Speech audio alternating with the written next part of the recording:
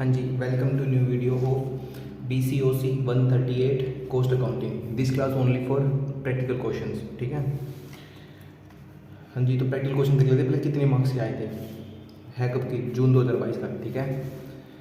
एक तो तुम्हारा 10 नंबर का ये आएगा, मतलब 20 10 10 20 40, मतलब 60 नंबर का तुम्हारा प्रैक्टिकल क्वेश्चन आया। ठीक है। एक तो तुम्हारे ये रीऑर्डर लेवल के ऊपर आया था, मिनिमम स्टॉक निकालने के ऊपर आया था, मटेरियल कॉस्ट पर यूनिट निकालनी है उसके ऊपर आया था क्वेश्चन। ठीक है। और एक ये प्रोसेस अकाउंटिंग का है, उसका देखते हैं। पहले मुश्किल क्वेश्चन से शुरुआत करते हैं। क्वेश्चन नंबर 7 से शुरुआत करते हैं अपने। ठीक है। देखो इसमें क्या है, हमें क्या क्या निकालना है ये देखो। पहले स्टेटमेंट ऑफ इक्विवेलेंट प्रोडक्शन निकालना है एक तो। हाँ जी। स्टेटमेंट ऑफ कॉस्ट निकालना है। Okay. Statement of evaluation from the following data. ठीक है। क्या दे रखा है? ओपनिंग WIP 50% कंप्लीट, ये याद रखना। 50% कंप्लीट, 5000 यूनिट्स इतना, मटेरियल इतना, लेबर इतना, ओवरहेड इतना, यूनिट प्रोडक्शन इन प्रोसेस, इससे तो मतलब नहीं हमें। Unit finished and transfer to store, ये इतना है। क्लोजिंग WIP 25% कंप्लीट, इतना। क्वेश्चन हमने पढ़ लिया। पहले हम समझते हैं प्रोसेस अकाउंट होता क्या है। ठीक है। एक बार प्रोसेस अकाउंट देखो। जैसे कि ना हम ना मतलब बिस्किट का प्रोडक्शन कर रहे हैं। ठीक है। जैसे पार्ले जी बिस्किट है, उसका प्रोडक्शन कर रहे हैं। ठीक है। तो क्या है, पहले ना हमें क्या लेके आना पड़ता है? इंग्रेडिएंट विंग होते हैं, वो लेके आने पड़ते हैं। उसके बाद मिक्सिंग, उसके बाद मोल्डिंग होता है, उसके बाद कटिंग होता है, उसके बाद बेकिंग होता है, उसके बाद कूलिंग होता है। Then next process is packaging, then next process is biscuit available for sale in the market. Okay. हाँ जी सर, ठीक है। क्लियर तो दिख रहा है ना इसमें? हाँ जी। तो देखो, जैसे कि मतलब एक बात बताओ, ये 100% कंप्लीट है यहाँ तक आपको बताओ, ये 100% कंप्लीट है? ये 100% कंप्लीट नहीं है। ये 100% यहाँ पे कंप्लीट है ना? 100% यहाँ पे कंप्लीट है नहीं, तो यहाँ पे तो कंप्लीट नहीं है 100%। तो वही कह रहा है, जैसे कि ना, जैसे ये कोई प्रोसेस था, यहाँ से आया क्लोजिंग WIP, यहाँ पे ओपनिंग WIP बन गया, है ना, जो कि कितना परसेंट कंप्लीट था? 50% कंप्लीट था। वो इसमें बोल रहा है कि प्रीवियस जो प्रोसेस था ना, जैसे बिस्किट का ही था, प्रीवियस जो प्रोसेस था उसने नेक्स्ट प्रोसेस में ट्रांसफ़र किया, जो कि 50% कंप्लीट है, जो कि कितना परसेंट कंप्लीट है? 50% कंप्लीट है ना? ओके। और ये बात करें क्लोजिंग WIP, मतलब जो हम नेक्स्ट प्रोसेस में ट्रांसफ़र करेंगे। जैसे कि मान लो हम यहाँ की बेकिंग के प्रोसेस पर पहुँच गए, हम कटिंग ने हमें ट्रांसफ़र किया क्लोजिंग WIP, वो 50% कंप्लीट था, और हमने इसको ट्रांसफ़र किया जो कि 25% कंप्लीट है। ये है प्रोसेस का मतलब। ठीक है, इतना समझो। मेन तो पहले ये है। ओके, ठीक है सर, आगे समझ में। अब देखते हैं हमें ये स्टेटमेंट ऑफ इक्विवेलेंट प्रोडक्शन निकलेगा कैसे? स्टेटमेंट ऑफ इक्विवेलेंट प्रोडक्शन निकलेगा कैसे? देखो मैं समझाता हूँ। पहले हमें क्या निकालना है? Statement of equivalent production,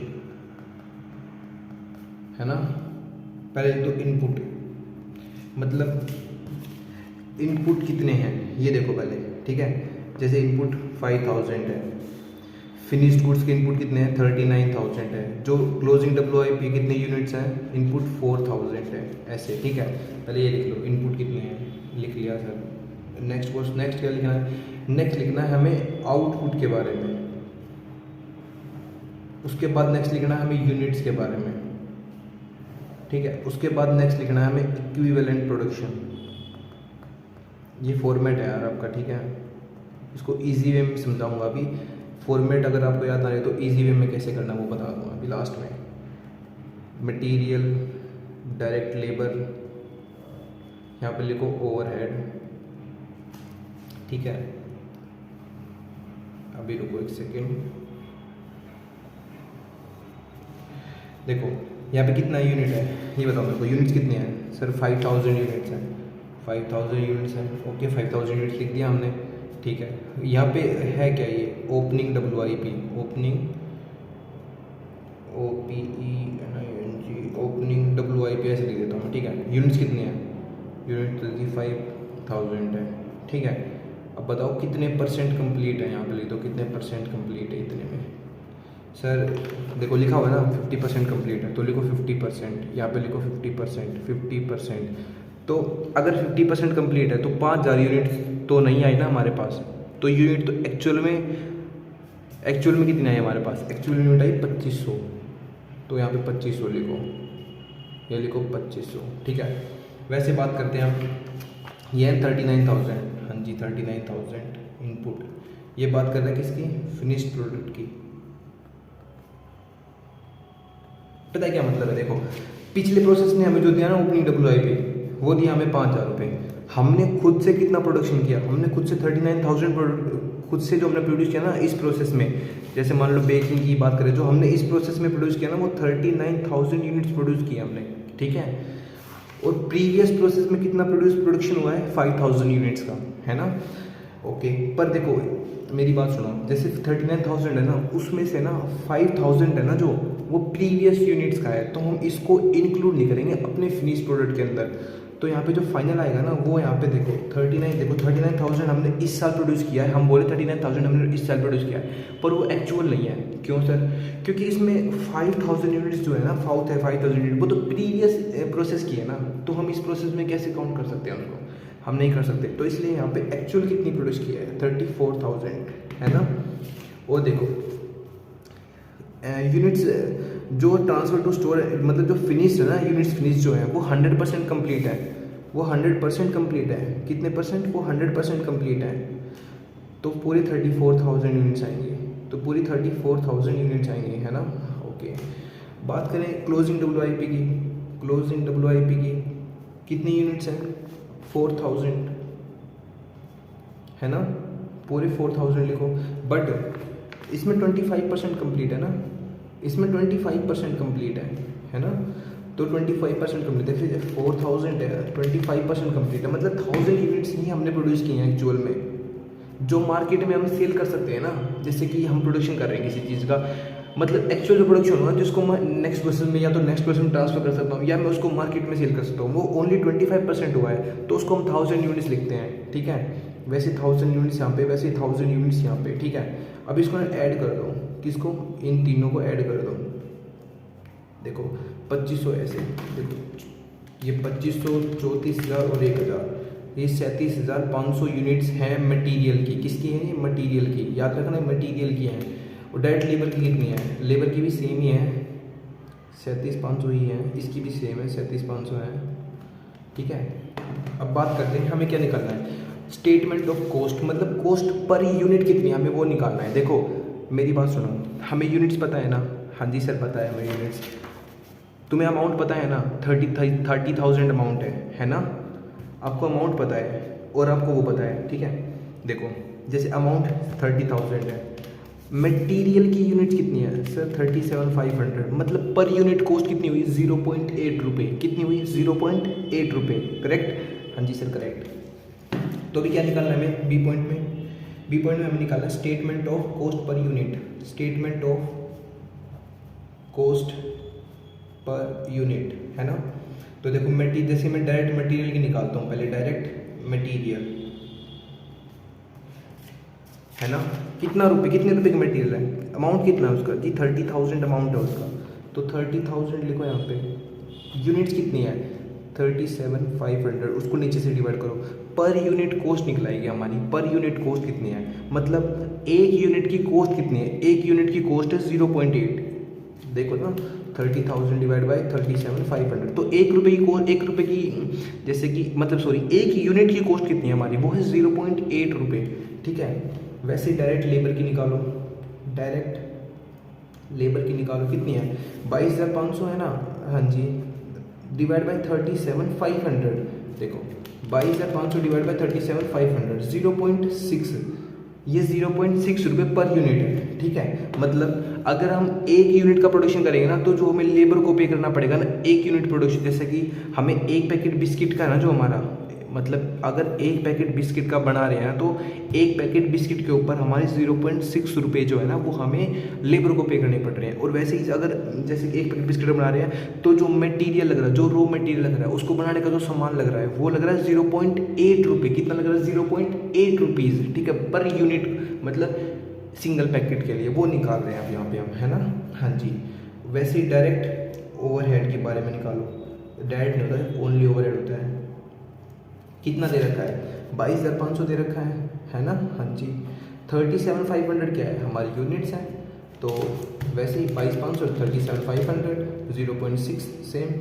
okay, अब क्या निकालना है हमें, देखो एक यूनिट यहाँ तुम्हारे लगभग मतलब 12 से 15 मार्क्स तुम्हारे स्कोर हो गए इतना करने से।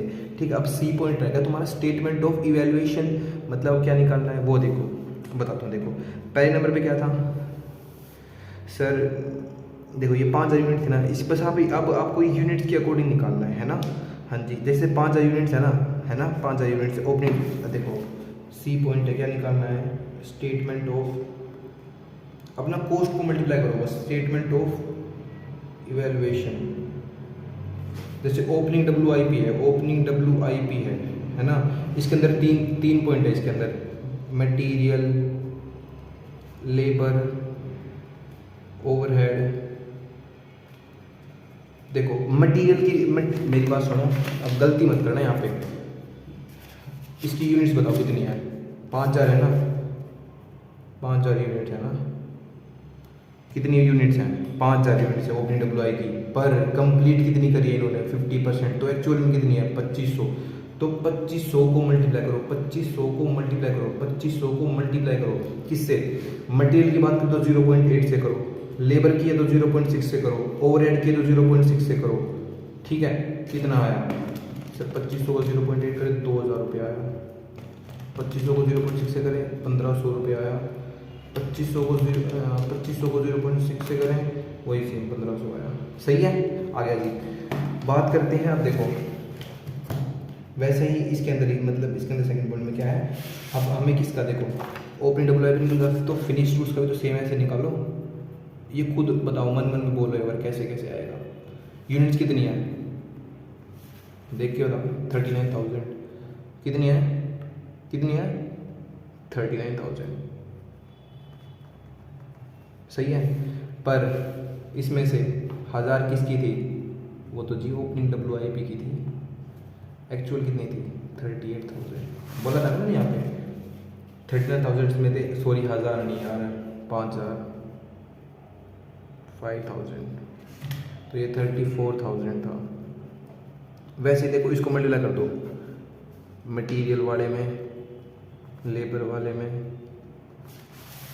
और ये ओवरहेड वाले में, कितने से 34,000 को @0.8, 34,000 @0.6, 34,000 @0.6 है ना, जो अमाउंट है वो लिख दो, अमाउंट भी लिख देता हूँ कोई नहीं, इसका 27,200,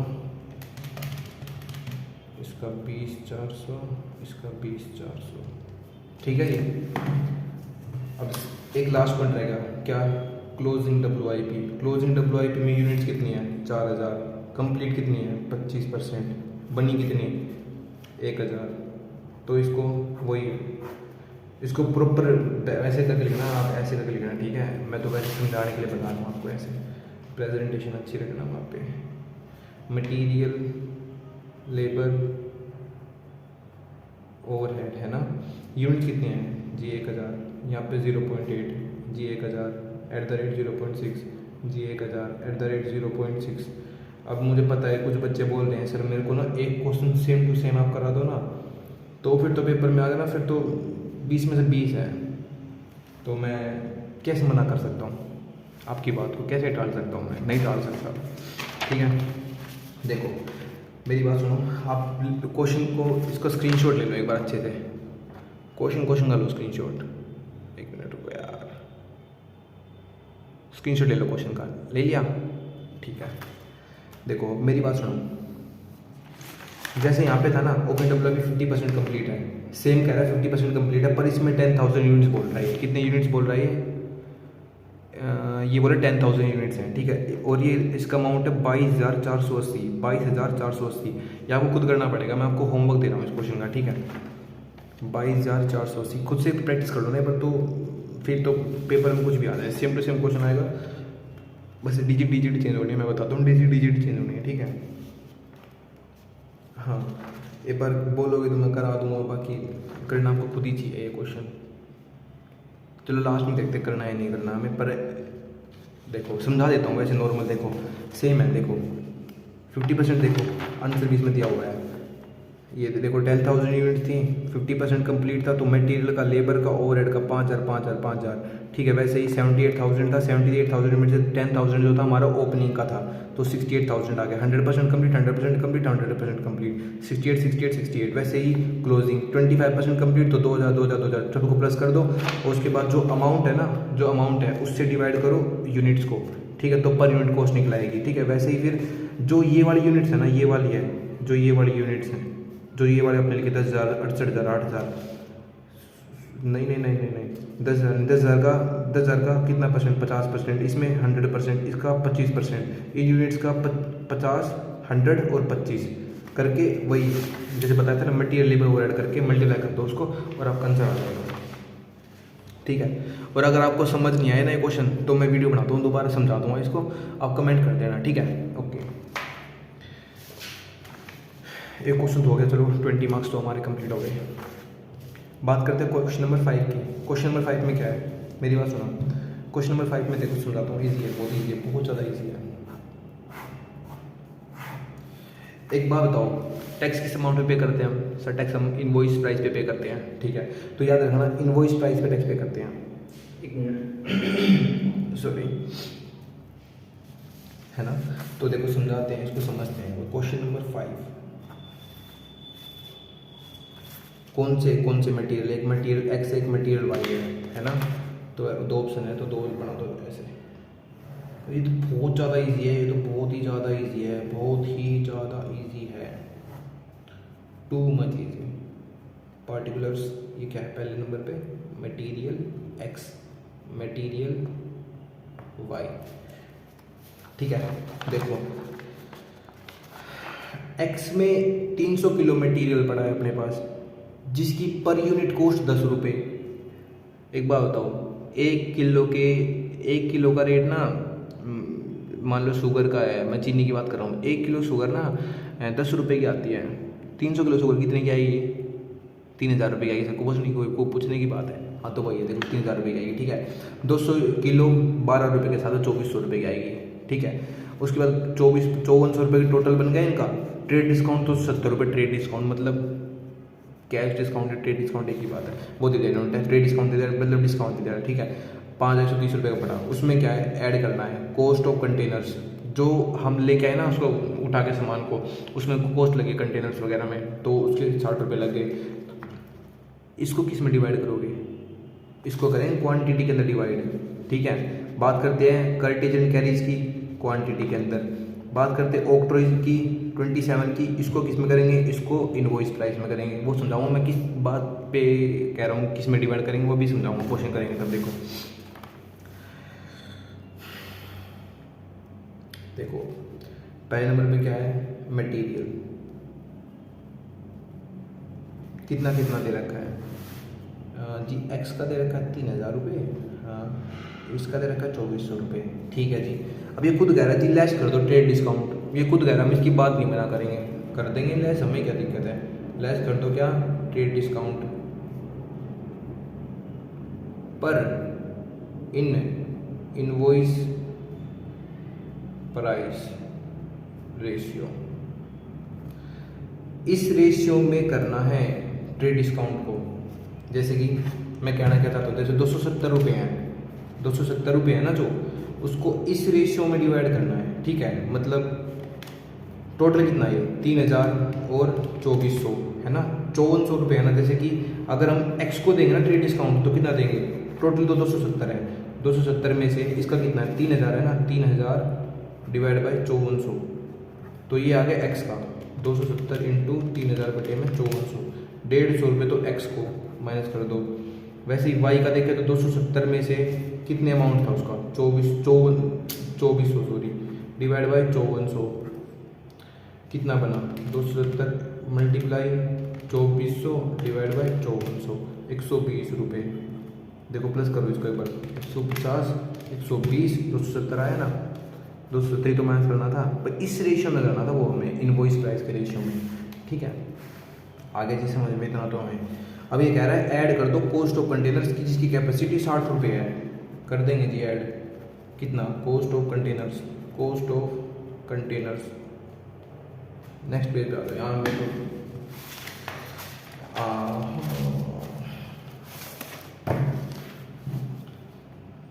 देखो इसमें क्या कह रहा है ये, जो कॉस्ट कंटेनर्स की वो 60 रुपये है 100 kg का। किसका, 100 kg का, है ना। तो एक बात बताओ, पर यूनिट कॉस्ट निकाल सकते हो उसकी? मैंने पहले समझाया था वो कैसे निकलती है सर। वो जो टोटल अमाउंट होता है ना, हाँ, उसको डिवाइड कर दो कितनी यूनिट्स हैं। अच्छा जी, तो करके दिखाओ ना मेरे को एक बार। चलो मैं एक बार यहाँ दिखाता हूँ। देखिए 60 अमाउंट है ना इसका, डिवाइड कर दो 100 से, तो ये 0.6 आएगा। कितना आएगा, 0.6 आएगा, है ना। हाँ जी,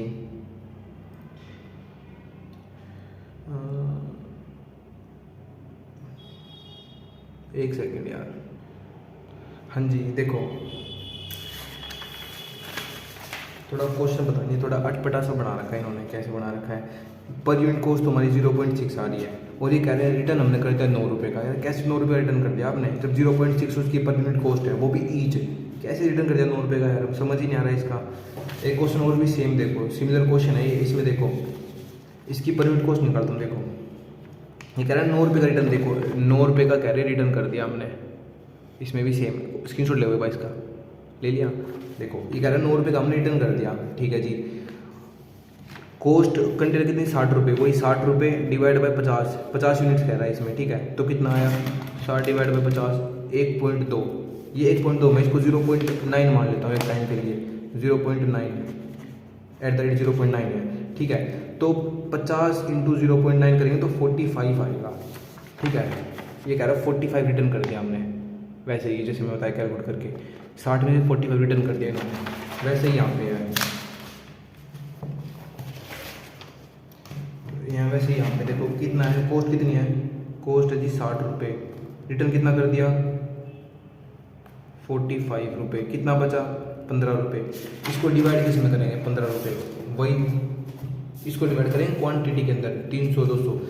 कॉस्ट ऑफ कंटेनर्स को क्वांटिटी के अंदर करेंगे, इसको क्वांटिटी के अंदर करेंगे, इसको इनवॉइस प्राइस के अंदर करेंगे, इनवॉइस प्राइस के अंदर, ठीक है।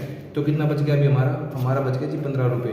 तो 15 रुपये का डिवाइड कर दो, 300 kg x का है, डिवाइड बाई 500। डिवाइड बाई 500 कैसे होता है, टोटल कर दो इसको, 500 200।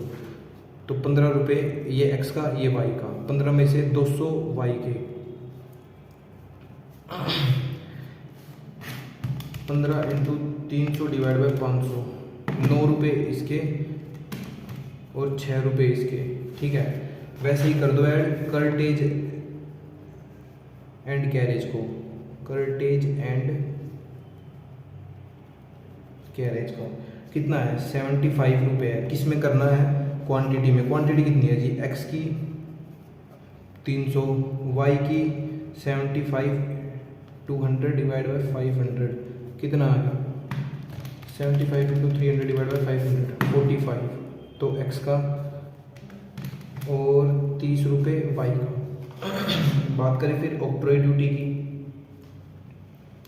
ऑक्ट्रॉय ड्यूटी कितने रुपए है, 0.5% पर 27 रुपये की है। किस में करने हैं, इसमें देखो मैंने बताया पहले, ऑक्ट्रॉय ड्यूटी का जो टैक्स होता है, टैक्स को करेंगे इनवॉइस प्राइस के अंदर, इसके अंदर, और जो भी कॉस्ट वो कर्टेज वगैरह है उसको करेंगे इसके अंदर, ठीक है, क्वांटिटी के अंदर।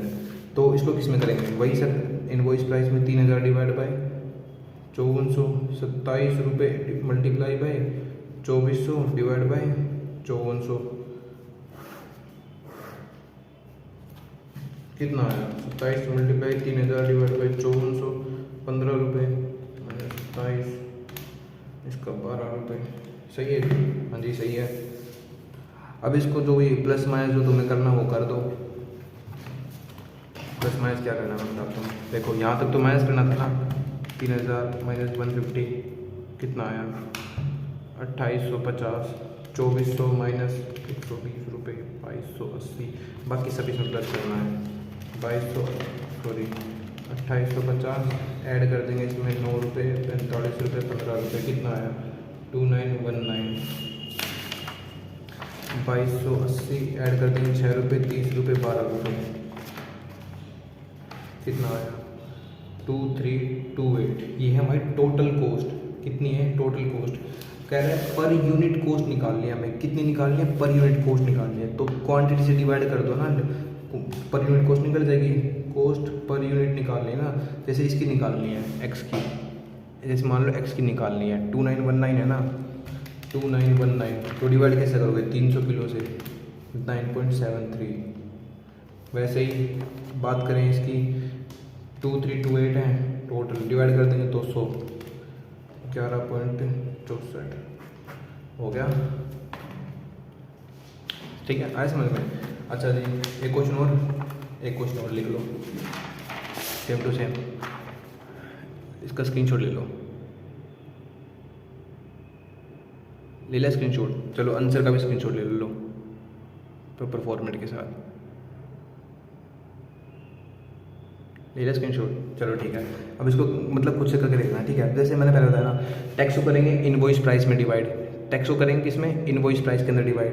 और जो बाकी कॉस्ट कर्टेज है, कर्टेज एंड कैरेज है, कॉस्ट ऑफ कंटेनर से कुछ भी हो उसके अलावा, उसको करेंगे किसमें? क्वांटिटी के अंदर।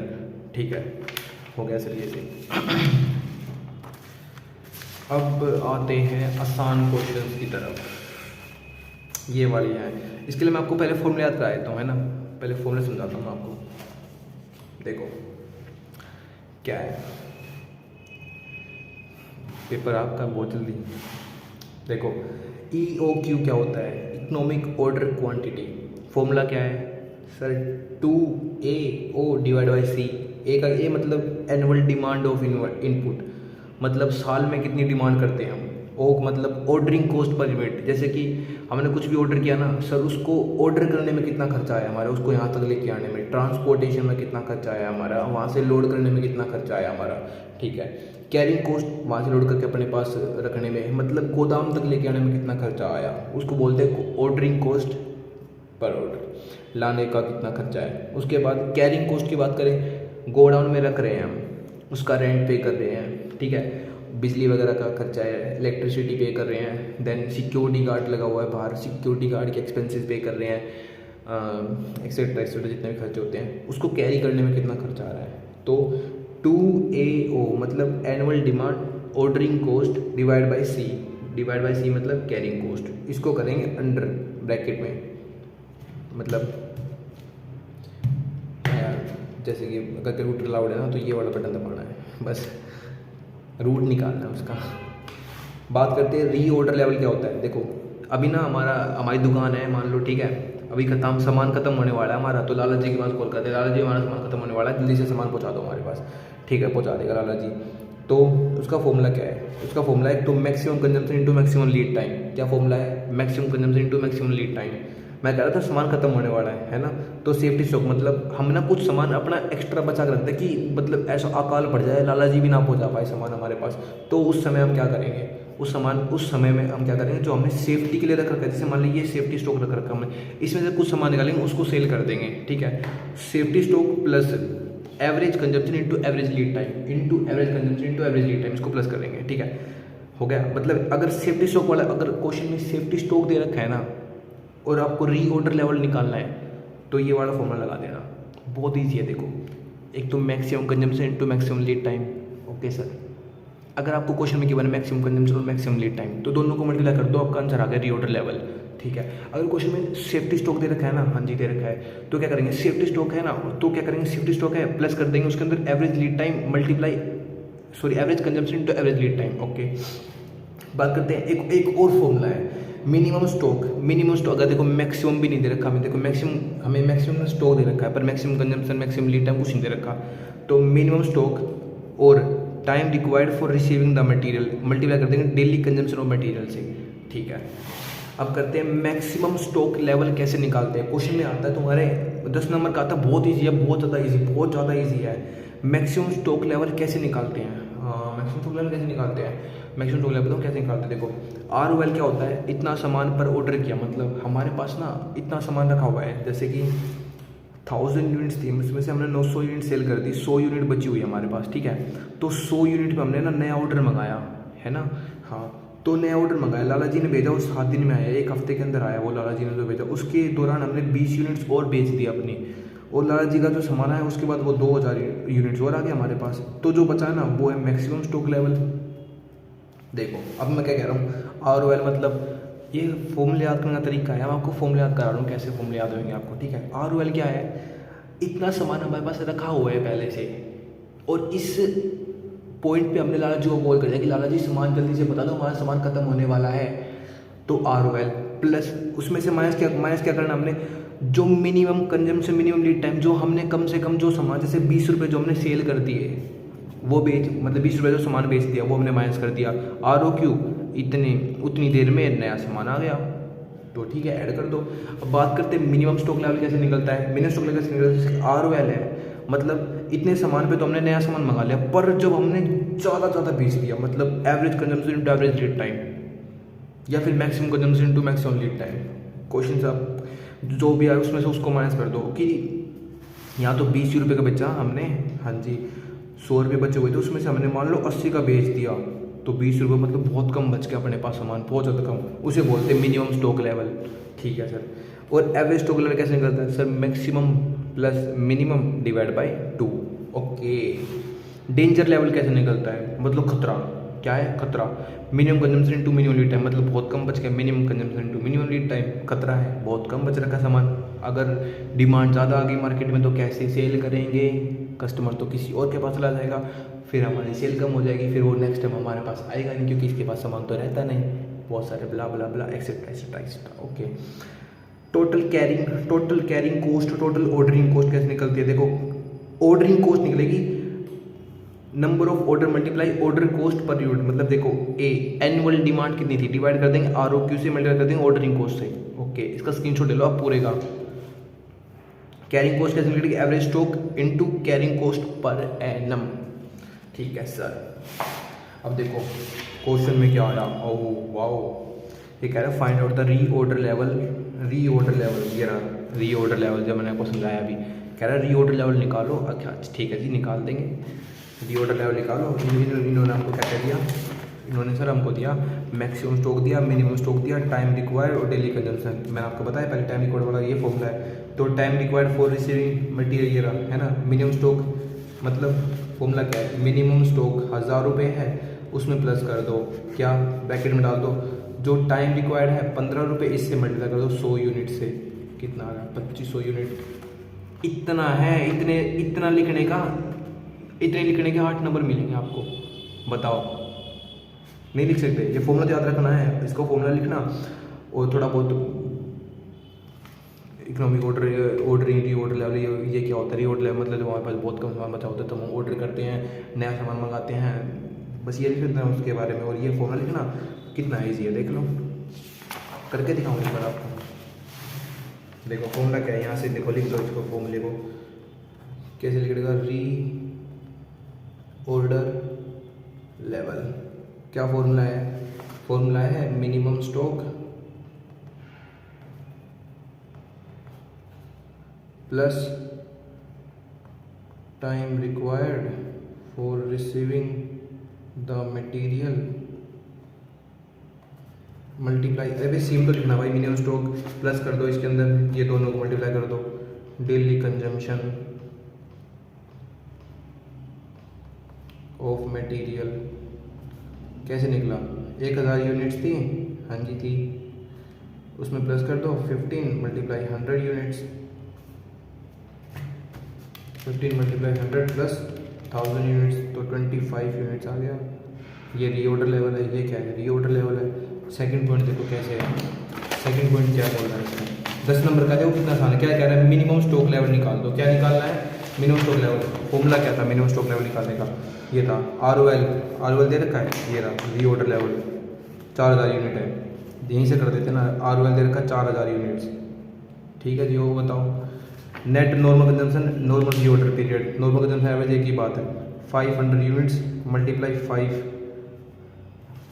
कितना आ गया, 500 मल्टीप्लाई 2500 रुपये, 4000 रुपये माइनस कर दो 2500 को, 1500 यूनिट्स आ गया आंसर। लो हो गया। अब बोलोगे सर इसका भी एक क्वेश्चन और दे दो, इसका चलो PDF दे देंगे बाद में, अभी के लिए भाई लाइक शेयर सब्सक्राइब प्लीज़ कर दो, प्लीज़ कर दो। कुछ पैसे लग रहे हैं क्या इस चीज़ के, प्लीज़ कर दो यार। Thank you.